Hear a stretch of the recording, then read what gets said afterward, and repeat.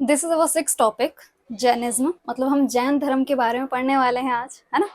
ठीक, तो ये आपका डाटा है पूरा। ठीक है, इस तरफ आपके कुछ फैक्ट्स लिखे हुए हैं एंड ये बॉक्स बना के पूरा डाटा। अभी मैं जब आपको समझाऊंगी तब आपको ज्यादा अच्छे समझ आएगा, ये नहीं स्क्रीनशॉट लिया और चल दिए। ठीक है, स्टार्ट करें टॉपिक को। ओके, फर्स्ट तीर्थंकरा। पहले तीर्थंकरा होता है क्या? देखो जैनिज्म में ना टोटल 24 तीर्थंकर थे। जो लास्ट वन थे वो हमारे महावीरा थे, मतलब जो सबसे ज्यादा फेमस हुए थे वही थे। उससे पहले भी 23 थे। तो आपको याद क्या 23 के 23 करने हैं? जी नहीं, आपको 23 के 23 याद नहीं करने हैं, जस्ट आपको फर्स्ट एंड सेकेंड लास्ट याद करना है। ठीक है, तो जो फर्स्ट थे वो ऋषभ थे। ठीक है, इसको ऋषभनाथ याद कर लीजिए आप। 23rd तीर्थंकरा कौन थे? पार्श्वनाथ। पार्श्वनाथ, ठीक है, एग्जैक्ट। 24th तीर्थंकर कौन थे? वर्धमान महावीरा। वर्धमान महावीरा, तो बिल्कुल एग्जैक्टली याद कर लीजिए। बस इन तीनों को याद कीजिए, 24 के 24 याद करने की जरूरत नहीं है। तो जो ये महावीरा थे ना हमारे, वो बुद्धिज्म, मतलब बुद्धिज्म बुद्धा के बिल्कुल कंटेम्प्रेरी थे, मतलब साथ साथ थे। इनका जो काल चला था, इनका जो जीवन चला था वो एक साथ चला था। और महावीरा के टाइम पे ही जैनिज्म पीक में चला गया था, और बुद्धिज्म तो था ही। तो ये दोनों जो जैनिज्म और बुद्धिज्म दोनों ही रिलीजन थे ना, वो एक साथ ग्रो हुए थे। और इसका रीजन तो आपको पता ही है क्या, कि हमारे हिंदू धर्म के अंदर कुछ कमियां आ गई थी, जिसकी वजह से इन धर्मों को आगे निकलना पड़ा। आगे निकल गई, अदरवाइज नहीं निकल पाते, है ना। क्या कमियां थी? कि वही अनटचेबिलिटी, वर्णा सिस्टम, कास्ट सिस्टम, इसकी वजह से हुआ। क्योंकि यहाँ पर आके आपको अपने कास्ट से कोई मतलब नहीं होता, यहाँ पे सब बराबर माने जाते, इसीलिए इन धर्मों का उदय हुआ। ठीक है, तो अभी हम महावीरा के बारे में पढ़ने वाले हैं। ठीक है, इनका बर्थ जो हुआ है वो कुंडल ग्राम नियर वैशाली 540 बीसी में हुआ है। ठीक है, एक और चीज आप याद रख लेना, ये तो आपको बर्थ प्लेस याद रखना है। एक और क्वेश्चन बार बार एग्जाम में आता है कि बताइए, जो जैन थे, मतलब कि महावीरा थे और बुद्ध थे, वो किसके कंटेम्प्रेरी थे? तो वो बिंबिसार के कंटेम्प्रेरी थे। ये अलग है, बिंदुसार नहीं है, बिंबिसार है, दोनों में डिफरेंस है। ओके, बिंबिसार के बारे में आप अभी आगे पढ़ेंगे जब मैं प्री मौर्य डायनेस्टी पढ़ाऊंगी, इसका जस्ट नेक्स्ट टॉपिक है। ठीक है, उसके अंदर हरियंका डायनेस्टी में थे, तो हम पढ़ेंगे वो साथ में। ठीक है, अभी इतना बस जान लीजिए। चाइल्डहुड नेम उनका वर्धमान था। फादर थे उनके सिद्धार्थ। अब ये सिद्धार्थ, ये नहीं कि आप बुद्ध धर्म के सिद्धार्थ को समझ ले, क्योंकि गौतम बुद्धा का नाम भी तो सिद्धार्थ ही बोलते थे, वो नहीं है उनके पापा। ठीक है, हेड ऑफ चरत्रिका क्लेन, तो क्लेन का भी। मदर थी उनकी त्रिशला। ठीक है, इनके एल्डर ब्रदर का नाम था नंदीवर्धन। वाइफ का नाम था यशोदा।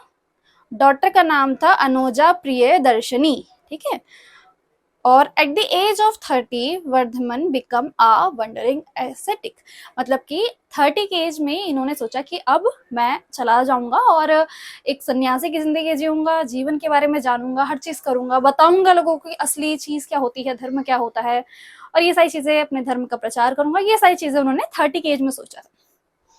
क्लियर?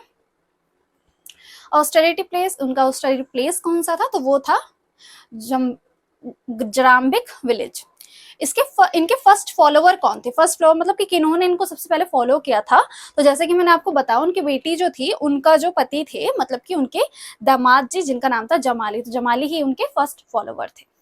ठीक, डेथ उनकी कब हुई थी? 468 बीसी में पावापुरी में। तो पावापुरी 468 बीसी में महावीरा की डेथ हुई थी। कुछ बेसिक फैक्ट्स हैं जो आपको टिप्स पे होनी चाहिए, बाकी हम इनकी बाकी चीजों को समझते हैं। अच्छा, कुछ क्वेश्चंस को देख लीजिए यहाँ पे, क्या महावीरा ने क्या क्या कहा था। तो जैसे कि हमने बोला था कि ये भी, इन्होंने जब हम इनसे पूछा गया कि बताइए कि गॉड का एग्जिस्टेंस है क्या, जो भगवान है वो कोई है, कोई भगवान नाम की चीज है इस दुनिया में, तो उन्होंने सीधा ना बोल दिया था। ठीक है, world has been created without creator, तो इनसे पूछा गया कि ये जो दुनिया है वो बिना क्रिएटर की बनाई गई है, मतलब कि कोई तो होगा ना इस दुनिया के पीछे जिसने इसका निर्माण किया, इतना बड़ा हुआ, एक इंसान जी रहा है, फिर उसकी मृत्यु हो रही है, फिर उसका क्या हो रहा है, एक पल में वो जी रहा है, जैसे उसकी मृत्यु हो जा रही है वो एकदम शांत पड़ जा रहा है, वो कहाँ जा रहा है, मतलब ये सब चीजें कोई तो कंट्रोल करने वाला होगा।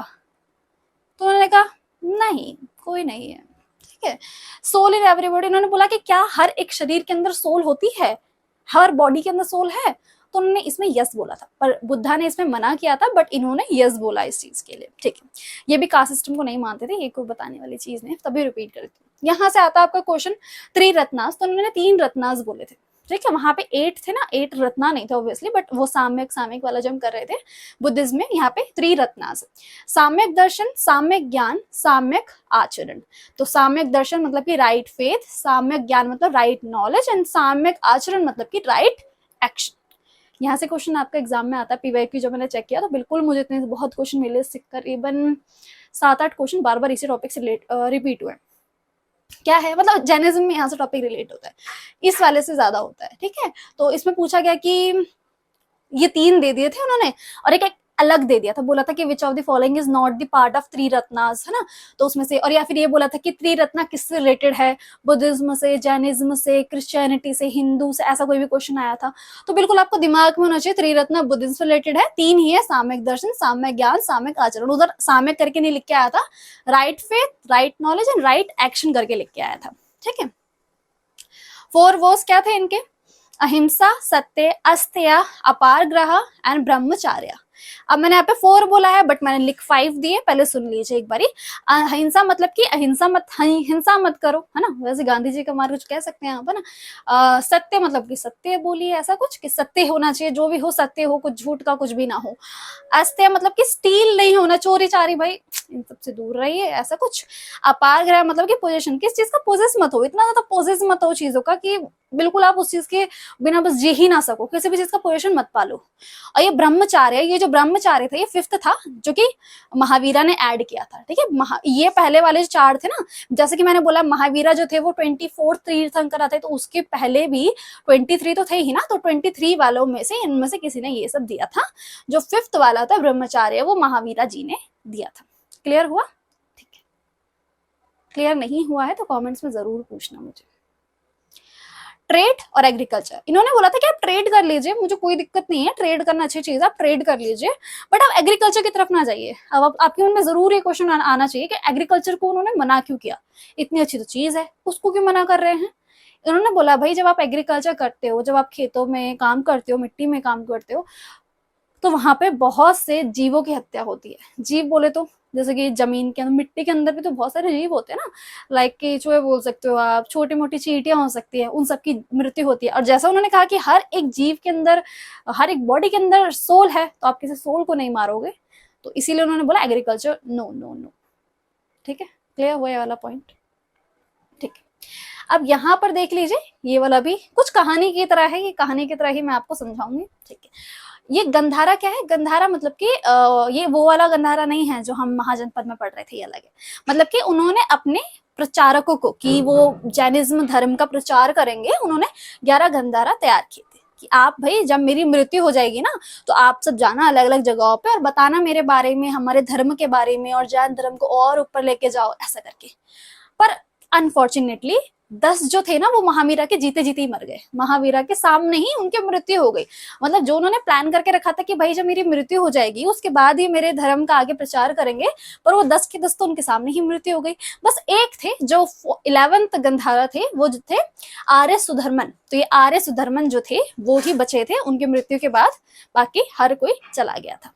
ठीक है, अभी मैंने कुछ नाम लिखे हुए हैं, समझाती हूँ मैं, भी कंफ्यूजिंग होगा आपके लिए। पहले तो आर्य सुधर्मन थे ही, फिर उनके बाद उनको आगे धर्म को किसने बढ़ाया, फिर जम्भू ने बढ़ाया, उसके बाद उनके धर्म को किसने बढ़ाया, प्रभावा ने, फिर स्वयंभवा ने, फिर संभवत विजय ने। तो देखो मैंने यहाँ पे लिखा भी है कुछ, कंटेम्प्रेरी टू धनानंद। ये धनानंद कौन है, ये भी हम अभी आगे पढ़ने वाले हैं, डोंट वरी।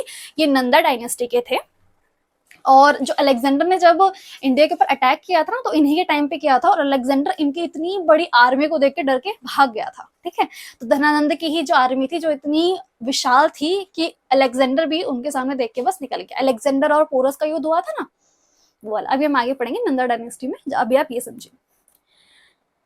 तो बस इतना याद कर लीजिए, धनानंद के कंटेम्प्रेरी थे। जब आप सारे पूरी एंशियंट को समझ लेंगे ना, उसके बाद जब नोट्स को रिवाइज करोगे तब क्लियर हो जाएगा। अभी थोड़ा बहुत लगेगा कि क्या बता दिया आपने, धनानंद कौन थे। ठीक है, और ये भद्रबाहु, इनका रोल काफी बड़ा है यहाँ पर। भद्रबाहु जो थे वो चंद्रगुप्त मौर्य के कंटेम्प्रेरी थे, कंटेम्प्रेरी। ठीक है, तो चंद्रगुप्त मौर्य कौन थे, मौर्य साम्राज्य के सबसे पहले, मतलब कि संस्थापक बोल सकते हैं आप, चंद्रगुप्त मौर्य ही थे, है ना। ओके, तो ये रहे। अब हुआ क्या, देखो जैसे आपको पता होगा कि जैसे बुद्धिज्म था वो 2 टुकड़ों में बटा था, महायान, हीनयान। ऐसे ही जैनिज्म भी दो टुकड़ों में टूट चुका है, एक है श्वेतांबर, एक है दिगंबर। ठीक है, श्वेतांबर और दिगंबर। जैसे कि हमने बुद्धिज्म में पढ़ा कि सोच का इतना बड़ा डिफरेंस हुआ, बनी नहीं तो सब कुछ दो टुकड़ों में हो गया, दो अलग अलग सोचें पैदा हो गई। ऐसे यहाँ पर भी हुआ क्या, देखिए समझिए। तो हुआ क्या है, एक ने, किसी ऋषि बोल सकते हैं, किसी ने ऐसी भविष्यवाणी कर दी कि भाई मगध वाला जो इलाका है ना, गंगा में बहुत बहुत बड़ा भूचाल आ जाएगा, और ऐसा भी हो सकता है कि फेमीन आ जाए, पूरे 12 साल की फेमीन लग जाएगी, मतलब कि अकाल पड़ जाएगा, यहाँ पे भूखे मर जाएंगे सब कुछ, ऐसी कुछ ऐसा बोला गया था। तो हुआ क्या, जो भद्रबाहु थे ना, इन्होंने कहा अब जब इतना नाश करोगे, इतनी लड़ाइयां करोगे, इतने जीवों की हत्या करोगे, वॉर करोगे, तो ऐसा ही होगा ना, ये पृथ्वी अपना दिखा रही है कमाल। तो भद्रबाहु और उनके साथ उनके कंटेम्प्रेरी कौन थे, चंद्रगुप्त मौर्य, इनके साथ बहुत सारे लोग क्या करे, वो चले गए साउथ इंडिया में, कर्नाटका में। ठीक है, कर्नाटक लिख भी लीजिए आप साथ में। वो कर्नाटका में चले गए, एक हिल पे जाके रह गए, सारे के सारे चले गए वो। ठीक है, और 12 साल तक वो वहीं रहे। तो चंद्रगुप्त मौर्य भी गए थे, याद रखना, वो जब हम मौर्य साम्राज्य करेंगे वहां भी मैं आपको फिर से बता दूंगी। ठीक है, तो कर्नाटक में चले गए, कितने सालों के लिए, 12 सालों के लिए चले गए। तो यहाँ पर जो थे वो स्थूलबाहु थे, जो यहीं रहे। ठीक है, और जहां भी फेमीन होती रही, तो इन्होंने क्या किया, इन्होंने सफेद कपड़े धारण करना शुरू कर दिया। ठीक है, सफेद कलर के कपड़े धारण करना शुरू कर दिया। पर जो साउथ इंडिया में गए, अब जैसे कि इन दोनों के बीच में डिफरेंस हो गया है ना, बीच में अरावली, सतपुड़ा, इतनी सारी वो चीजें आती है, तो बिल्कुल अलग अलग हो गए, ऊपर अलग नीचे अलग।